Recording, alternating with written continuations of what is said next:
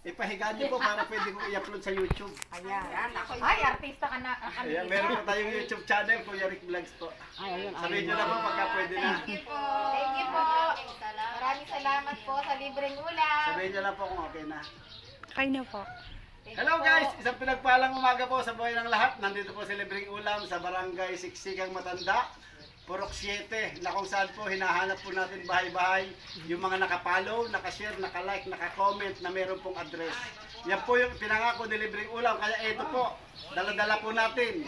50 kilos po na tilapia ito galing po ng Nabotas Fishport. Binili po natin doon at ngayon i-deliver po natin bahay-bahay.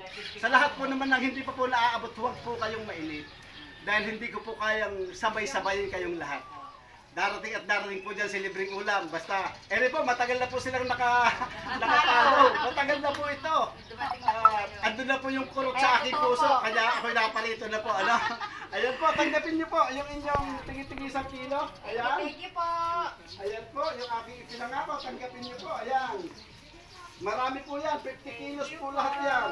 Ayan po. Thank you po. May ulam po kami mamaya. Salamat. Ayan po, ano po masasabi niyo ngayon? Maraming salamat. Salamatan po natin ng Diyos na makapangyarihan sa lahat. Saka po natin pasalamatan ang...